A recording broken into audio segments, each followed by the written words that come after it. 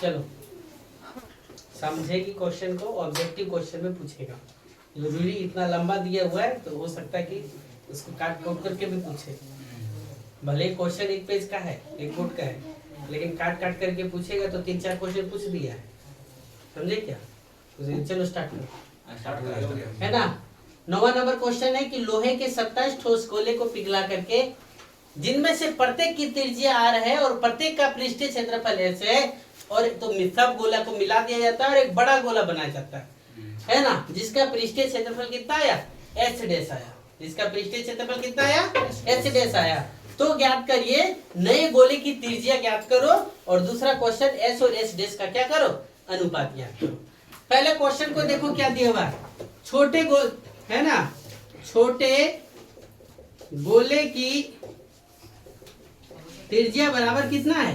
r है, और 27 को छोटा छोटा गोला मिलाकर के क्या कर दिया गया? एक बड़ा गोला बनाया गया। तो सबसे पहले हम लोग एक गोला का आयतन ज्ञात करेंगे। क्या करेंगे? एक गोला का आयतन ज्ञात करेंगे। ध्यान से सुनना, है ना। एक गोला का आयतन, एक गोला का आयतन बराबर कितना? 4/3 पाई r क्यों होगा? r है तो r क्यों होगा? ठीक है। तो 27 गोला का आयतन कितना होगा? तो 27 गुने एक गोले का आयतन, 27 गुने कितना? एक गोले का आयतन, यानी 4/3 पाई r क्यों।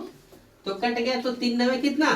27, यानी 9 चौक 36 पाई r क्यू, यानी 27 गोले का आयतन कितना हो गया? 36 पाई r क्यू हो गया। समझ में आया? क्या किए देखो, छोटे गोले की त्रिज्या कितना? r, तो एक गोला का आयतन कितना? 4/3 पाई r क्यू। तो एक गोला का आयतन निकल गया, तो k को मिलाया है, 27 को ठोस गोला को मिला दिया गया, यानी 27 गोला का आयतन कितना मिल गया? 36 पाई r क्यू मिल गया। समझ गए? कितना मिल गया? 36 पाई r क्यू मिल गया। यहाँ तक कोई दिक्कत नहीं? दिक्कत हो, ठीक है, कोई दिक्कत नहीं है। और ध्यान से देखो, एक छोटा गोला का पृष्ठीय क्षेत्रफल, छोटा गोला का जो पृष्ठीय क्षेत्रफल होगा तो कितना होगा? 4 पाई r स्क्वायर। छोटा गोला का कितना? 4 पाई r स्क्वायर। तो हम लोग सबको निकाल लिए, इसको क्या बोला गया? s, और s बराबर कितना निकल गया? 4 पाई r स्क्वायर। ये हम लोग जो डाटा दिए उसको निकाल लिए। यहाँ तक कोई दिक्कत? कोई दिक्कत नहीं। यहाँ पर s बराबर कितना निकल गया? 4 पाई r स्क्वायर। अब हम लोग क्या करेंगे देखो, जब 27 गोला मिला दिए तो एक बड़ा गोला बन गया, है ना। तो देखो क्या लिखेंगे, बड़ा गोला का आयतन बराबर 27 छोटे गोले का आयतन। यहाँ तक ये वर्ड समझ में आना चाहिए। यानी जो 27 को गोला मिला दिए तो बड़ा गोला बन गया, तो 27 को छोटे छोटे गोले का जो आयतन हुआ वो बड़ा गोला का एक आयतन हुआ। और तो बड़ा गोला का त्रिज्या कितना दिया हुआ है? r डैश दिया हुआ। कितना दिया हुआ?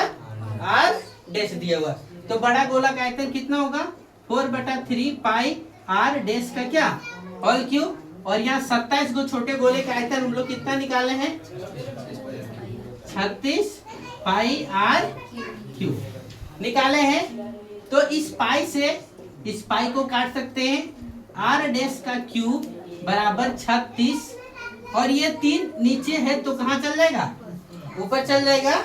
समझिएगा, ये 3 नीचे है तो कहाँ चल जाएगा? ऊपर। और यहाँ बटे कितना?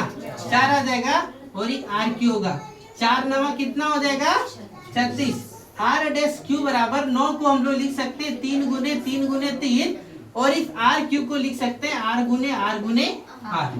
अब देखो यहाँ पर कितना है, तो r डैश गुने कितना? r डैश, और यहाँ पर हुआ 3r गुने 3r गुने कितना? 3r। तो यानी r डैश बराबर हमको कितना मिल गया? 3r। यानी नए गोले की त्रिज्या हमें कितना मिल गया? 3r। यहाँ तो कोई दिक्कत समझ में आया?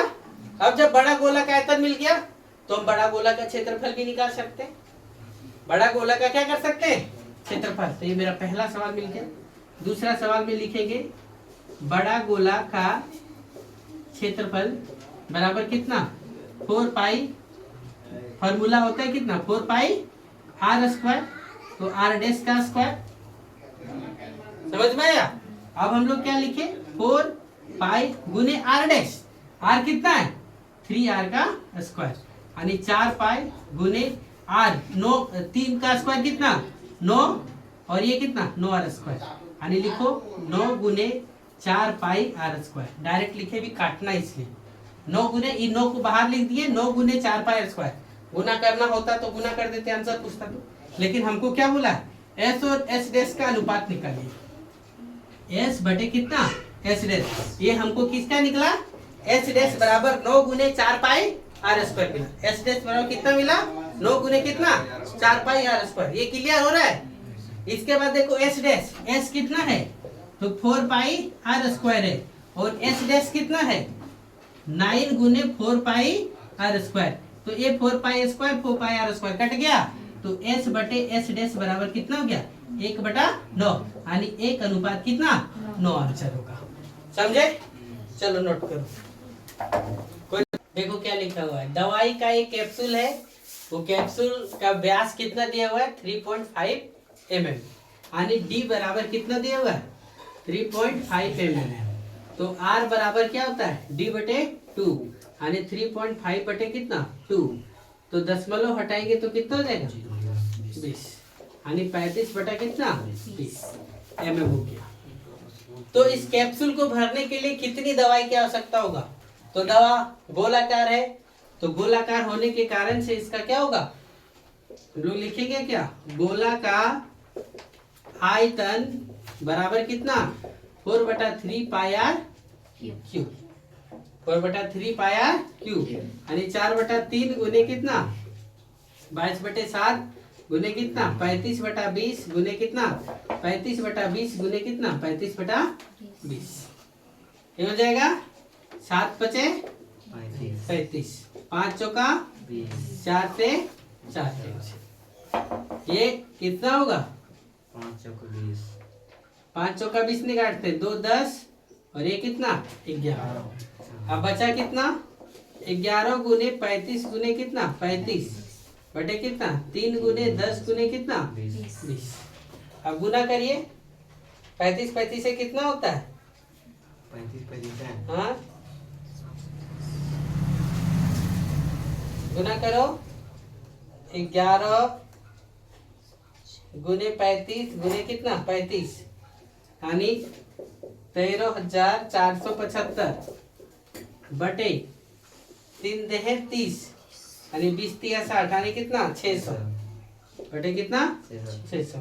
तो इतना को हम क्या करेंगे? 600 भागा देंगे तो कितना? 22.45 mm3। ये आपका क्या हो जाएगा? आंसर। यानी दवा को कितना भरा जाएगा? 22 कितना? 45 mm3। और बाकी बात वो जो लिखा हुआ है, बेलन का आयतन ज्ञात करिए, शंकु का आयतन ज्ञात करिए, और गोला का आयतन ज्ञात करिए। आप लोग बना के दिखाएंगे। चलो नोट करो। Thank you sir.